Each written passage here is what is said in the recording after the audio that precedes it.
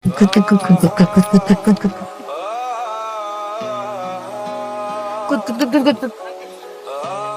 রে, তোরা আমার এরকম হাসাহাসি করতেছিস কেন? আর কি নিয়ে তোর নাগরদের নিয়ে? যা, আমার এগুলো নাই, আমার এগুলো খুবই না। তো মঞ্জু ভাইয়ের কি খবর? বন্ধুরা তো সেদিন আমি ঠাডায় দুটো চড় দিছি জানো। আর বাবলু ভাই? বাবলু ওর ব্যাটার তো জুতা দিয়ে পিটানো উচিত। বুইড়া ব্যাটা আমার কি মনে হয় জানো, এর বয়স যদি আরো 5 বছর বাড়তো তাহলে আমার বাপের সমান হয়ে যায়। এমন বড় বড় কথা দেখুন না, তোমার কয়দিন থাকবে? তোরা দেখবি একদিন সত্যি সত্যি আমার স্বপ্নের রাজকুমার আসবে, আর আমি আমার স্বপ্নের রাজকুমারের জন্য অপেক্ষা করতেছি। তো তোর কেন মনে হইলো তোর জন্য রাজকুমার আসবে? কারণ আমি কি, আমি একটা রাজকুমারী। মনে হইতাছে তোমার স্বপ্নের রাজকুমার এখনই আইসা ফুলসজ্জা করতেছে। আমার স্বপ্নের রাজকুমারী নিয়ে আপনাদের ভাবতে হবে না, আপনারা যান, যাই আপনাদের ফুলসজ্জা নিয়ে ভাবেন। এই যে জমিদারের নাতনি, পাড়া বেড়ানি শেষ হয়েছে, এখন আসেন রান্নাঘরে একটু সাহায্য করেন। শহর থেকে মেহমান আইতেছে, তোর আব্বার বন্ধু তার পোলা আইতেছে, কয়েকদিন থাক। আবার মেহমান আইতেছে? কয়দিন আগে না মেহমান বিদায় করলাম, আমি এসব মেহমানদারিটারি করতে পারবো না। আরে কি ব্যাপার, এখনো রান্না শুরু করো নাই? ওরা তো আইসা পড়লো বুঝলা। তাড়াতাড়ি কেমনি করবো? তোমার রাজকন্যা তো কোনো কাজে হাত লাগাইতেছে না। মারে, তোর মার সাথে একটু হাত দে। আমার বাল্যকালের বন্ধু বহুদিন পরে আমাকে গ্রামে আসতেছে। অগত গ্রামে কেউ নাই, ওর ছেলের মাথায় নাকি কি একটা অসুখ হয়েছে, এই জন্য আমাকে বাড়িতে আসবো, কয়দিন থাকবো। তাই বলে এই গ্রামে আর কোনো বাড়ি খুঁজে পাইলো না, আমগো বাড়িতে আইতে হলো। আইসা পড়ছে মনে হয়। আরে বন্ধু, কত বছর পরে তুই গ্রামে আসলি। আসতে কোনো অসুবিধা হয় নাই তো? কোনো অসুবিধা নেই, শান বাবাজি কই? তো গাড়িতে এখনো নামে নাই। আরে বাবাজি, আসো আসো আসো, কত বড় হয়ে গেছে। কেমন আছেন ভাবি? আসি ভাইজান, আপনারা ভালো? আরে এরকম রোদে দাঁড় করায় রাখবো নাকি? তাড়াহুড়ার কি আছে, এত গরমের মধ্যে আসছে, এতক্ষণ না খেয়ে থাকবো। শরবত নাই? No thanks. আব্বা আপনি নেন, মানে আপনি তো আমার আব্বা সত্যি কাছের বন্ধু, আমি তো চাইলে আপনার আব্বা ডাকতেই পারি না। অবশ্যই। আবার খাবার কেমন হয়েছে? অসাধারণ, মনটা একদম জুড়িয়ে গেল। সব আমি নিজের হাতে রান্না করছি, আমি যে কি ভালো রান্না করতে পারি বিশ্বাস করেন। শুধু রান্না না, আমি কাপড় কাচতে পারি, আমি ঘর দর পরিষ্কার করতে পারি, আমি ঝাড়ু দিতে পারি, আমি কাঁথা সেলাই করতে পারি। আর আমার উচ্চতা হচ্ছে 5 ফিট 4.5। মাশাআল্লাহ, মেয়ে তো খুবই গুণবতী। দোস্ত, তুমি অনেক সৌভাগ্যবান, এরকম একটা লক্ষ্মী মেয়ে তোর আছে। বন্ধু, আমি নিজেও জানতাম না রে যে আমার মেয়ে এত গুণবতী। তোরা আসার পরেই আমি টের পাইলাম যে আমার মেয়ে এত গুণবতী। কি সাবান দিয়ে হাত ধুইতেছেন আপনি? এই সাবান দিয়ে হাত ধুন? কেন সবাই তো এই সাবান দিয়ে হাত ধুইল? সবাই এই সাবান দিয়ে হাত ধুইছে তাই বলে আপনারা ধুইতে হবে? আপনি এইটা দিয়ে হাত ধুবেন, কারণ এটা একটা স্পেশাল সাবান। কি স্পেশালিটি এটা? ওমা, আপনি জানেন না? না। শোনেন, আগেরকার দিনে যখন বিয়ে হতো, জামাইরা আসলে জামাইদেরকে এই সাবান দিয়ে হাত ধুয়ে দিত। তারপরে ধরেন যে বিদেশে থাকে, অনেকদিন পর বিদেশ থেকে যখন জামাই নতুন বাড়িতে আসে, তখন ওইসব জামাইদেরকেও এই সাবান দিয়ে হাত ধুতে দিত। আরে আমি কি করতেছি, আসল কথাই তো কইতে ভুলে গেছি। বাড়িতে যখন নতুন জামাই আসে, তখন তাদেরকেও এই সাবান দিয়ে হাত ধুতে দেয়। আপনার এই সাবানটা কোনো সুস্থ স্বাভাবিক মানুষ ইউজ করতে পারে নাকি শুধু জামাইরাই ব্যবহার? আপনি জামাই নিয়ে পড়ে আছেন, আমি তো আপনার কত স্পেশাল এটা বোঝানোর চেষ্টা করছি। আরে আপনার সমস্যা কি? আপনি আমার আপনি করে কোন কেন? আপনি আমার তুমি করে করতে পারেন না? বসে শুয়ে আপনার সাথে আমার এখন পরিচয়, প্রথম পরিচয় তুমি করে বলবো, এটা বেয়াদবি না? আপনার সাথে দেখা হওয়ার অর্ধেক দিন পার হয়ে গেছে, কালকে সকালে পুরো একদিন পার হয়ে যাব, এখনো কি আমরা অপরিচিত নই? 30 ঘন্টা যাক, তারপর যোগাযোগ করবেন জামাই বিশেষজ্ঞ। এই সাবান দিয়ে হাত ধুলো না, কিছু বুঝে না। এই জমিটা দেখতেছো না, এই আশেপাশের জমি টমি এখন তো দেখতেছো পানিতে ডুবে রয়েছে। আর এই ফসলের সময় ক্ষেতের মধ্যে পোকা হয়, কখনো কখনো চিটা ধরে যায়, এইসব নানান ঝামেলায় থাকি। যদি আপনি পারমিশন দেন, সেক্ষেত্রে আমি আপনাদেরকে কিছু টেকনিক শিখিয়ে দিতে পারি, পাশাপাশি কিছু কীটনাশকের নামও সাজেস্ট করতে পারি, যেগুলো আসলে পরিবেশের জন্য কম ক্ষতিকারক, আর আপনার ফসলও ভালো হবে। বাবা, তুমি শহরে থাকো, তুমি কৃষিকাজের কি বুঝবা? আরে ও তো পড়াশোনা করেছে এগ্রিকালচার, ও না বুঝলে কে বুঝবে? তোর চেয়ে ভালো বুঝবে। তাই নাকি? হ্যাঁ। জি আঙ্কেল। বাবা, এই যে ক্ষেত খামারে যারা কাজ করে, তারা সকাল থেকে সন্ধ্যা পর্যন্ত নন স্টপ কাজ করে, রোদ্রে পুড়ে বৃষ্টিতে ভিজে এই মাথার ঘাম পায়ে ফেলে কাজ করে। তাদের যে অভিজ্ঞতা, সেই অভিজ্ঞতা তুমি এসি রুমে বসে তো পাবো না। জি আঙ্কেল, সেটা বুঝতে পেরেছি। আসলে আমাদের ইউনিভার্সিটি অ্যাসাইনমেন্টের জন্য আমাদেরকে প্রায় সময় জমিতেই কাজ করতে হয়েছে। হ্যাঁ, তো এই বিষয়গুলো সম্পর্কে আমি অলরেডি অবগত। ঠিক আছে, তোমার উপরে বিশ্বাস রাখলাম। আমার যে জমি জমা আছে, এই যে মাছের ঘের টের যা আছে, এগুলা নিয়ে তুমি কাজ করো, আমি তোমার সাথে আছি। তো হলোই। চলো আগাই, আরো কিছু জমি জমা আছে, দেখাই তোমার। সবকিছু কত সুন্দর, তাই না? সরি? জানেন যে আমার বিয়ে করবো, আমার সব থাকবে।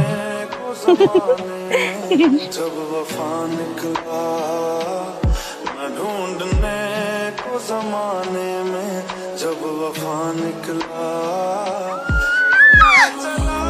সি সি সি সি সি, কি দেখলাম? সরি, একটু কমন সেন্স আছে না? নক করে ঢুকবেন তো একটা মানুষের মধ্যে, নাকি?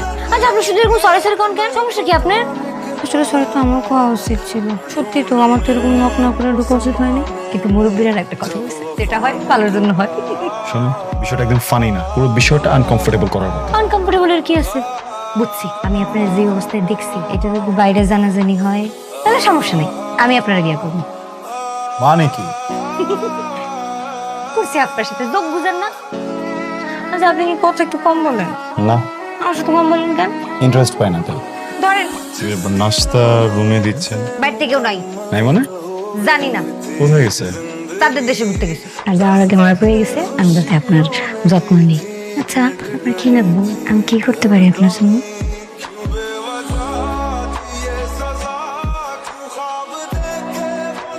স্পেস দিতে পারবেন? কি? একা থাকতে চাই, স্পেস দরকার, দিতে পারবেন? একা থাকতেছে, মাথার মধ্যে গোবর ছাড়া আর কিচ্ছু নাই। ঠিক আছে কি রে, হঠাৎ করে আমারে টান দিয়ে নিয়ে আসলি, কি হয়েছে? আব্বা, আমি প্রিটেস্ট পরীক্ষায় বাংলা কত পাইছি? কত? আমি তো মনে করতে পারতেছি না। মনে থাকবো কেমনে? আর কি লাগবো সেটা কর। আমি প্রাইভেট টিচার লাগবে। দুইটা তো প্রাইভেট করতেছো। আব্বা, কৃষি শিক্ষা লাগে প্রাইভেট টিচার লাগবে। আচ্ছা, তুই তো কৃষিতে 80 নম্বর পাইছো, সে প্লাস। এ প্লাস পাইছি, গোল্ডেন এ প্লাস তো আর পাই নাই। গোল্ডেন এ প্লাস পাইতে হইব না?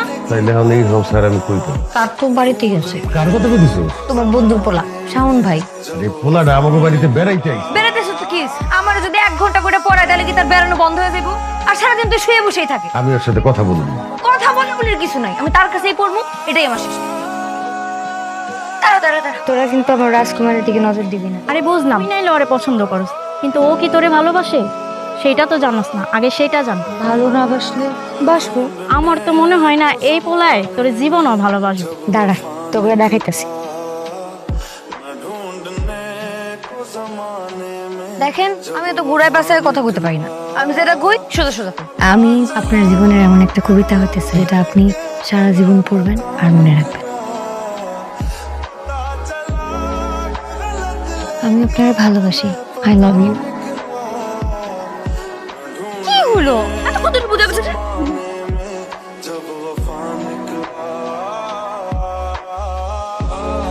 শহরের মানুষ দেখে কি যা মনে হয় তাই করবো হয়? তুই এইসব কথা কইতে গেছিলি কেন? হ্যাঁ, তোর এই শিক্ষা দিছি? শহরের মানুষরা গ্রামের মানুষের মানুষ ভাবে না, তারা ভাবে তারাই মানুষ। আর আমগো পয়দা হয়েছে তাগো কামলা খাটার লাগে। যখন শুনলাম ওনারা মাথায় সমস্যা, মা হইল একটু আদর যত্ন করি, সে কিনা আমার মায়ের গায়ে হাত তোলে। একটু আসতে বলো না, শুনতে পাইবো তো। শুনলে শুনো, হাতগুলা ভাইঙ্গা না গলা ধাক্কা দিয়ে বাইর করে দিই। মেহমান বলে কিছু কইতে পারতেছি না। হয়েছে তো, থামো না এখন একটু। শর্মিন বন্ধু, তুই কিছু মনে করিস না, আমাদের তো একটাই মাইয়া, অনেক আদর যত্ন করে বড় করতেছে। জীবনে কোনোদিন গায়ে হাত দেওয়া তো দূরের কথা, পরে কোনোদিন আমরা বকাবকিও করি নাই। এই জন্যে ওর মার একটু রাগ উঠে গেছে। ভাবি, আমি আমার ছেলের হয়ে আপনার কাছে লজ্জিত। আপনারা যেমনটা ভাবছেন ও কিন্তু এরকম ছিল না। ভার্সিটি লাইফে ও পড়াশোনায় যেমন ভালো ছিল, দুষ্টমিতেও ভালো ছিল। ও সবাইকে মাতিয়ে রাখতো, একদম গতিমানব। তারপরে ওর জীবনে আসলো খেয়া। এই এদিকে, আমাকে চেনো? জি চিনি। প্রেম করবা? এভাবে প্রপোজ করে? তাহলে তোমার ভাষাতেই তোমাকে বুঝিয়ে বল। আমি এমন একটা কবিতা হতে চাই যে কবিতাটা তোমার কাছে অনেক প্রিয়, তুমি সেটা সারা জীবন ধরে পাঠ করবে। চিনি। বুঝিয়ে দিচ্ছি। I love you.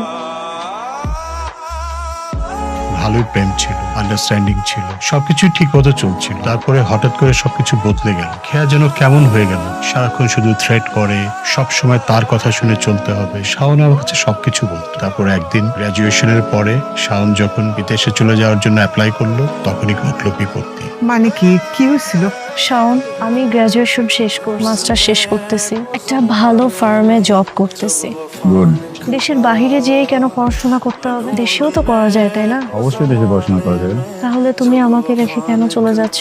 আমি না চাই বিভিন্ন দেশের সিস্টেমটা জানতে, তখন সবকিছুকে ব্লেন্ড করে দেখবো আমি দেশে একটা রেভলিউশন ঘটাবো। শাওন, আমি চাচ্ছি না তুমি দেশের বাইরে যাও। প্লিজ এখন এসব বলো না। কতটাই স্ট্রাগল করছি এটা তুমি ভালো করে জানো, রাইট? কত কষ্টে স্পন্সরশিপ পাইছি এটা তো বোঝো তুমি। এখন আসলে এখান থেকে পিছিয়ে সরার সুযোগ নেই। আমার কিছু হয়ে গেলেও কি তোমার হয়ে থাকবে না? এমন খেয়া মানে দিস ইজ টু মাচ। আমার না এসব ভালো লাগতেছে না, বুঝছো? আর তুমি না প্রয়োজনে অপ্রয়োজনে প্রত্যেকটা কাজে আমাকে থ্রেট করো। কথা কথা মরে যাবা, কথা কথা মরে যাবা, কথা তোমাকে হারাই ফেলবে। এইভাবে তো একটা সম্পর্ক চলে। পর্যন্ত সিলি সিলি বিষয় নিয়ে করছো, আমি কিছু বলি নাই। আমার ক্যারিয়ার নিয়ে, আমার লাইফ নিয়ে, আমার ড্রিম নিয়ে কথা বলতেছো তুমি, এখানে তুমি আমাকে থ্রেট দিচ্ছ। কেউ দেয়? আমি আমার ক্যারিয়ার কারোর জন্য কম্প্রোমাইজ করি নেভার। আমার গোল, আমার ড্রিম, আমি কারোর জন্য কম্প্রোমাইজ করবো না। শাওন, তুমি দেশেই স্টাডি করবা। আমি আমার ক্যারিয়ার কারোর জন্য কম্প্রোমাইজ করবো। তুমি অনেক বেশি রিগ্রেট করবা, অনেক বেশি। নিজের স্বপ্ন বাঁচাতে আমার যদি রিগ্রেট করতে হয়, আমি 1000 বার রিগ্রেট করতে চাইছি।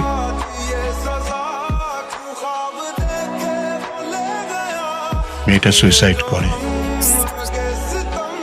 তারপর থেকে শাওন এই প্রেম ভালোবাসা এসব নিতে পারতো না।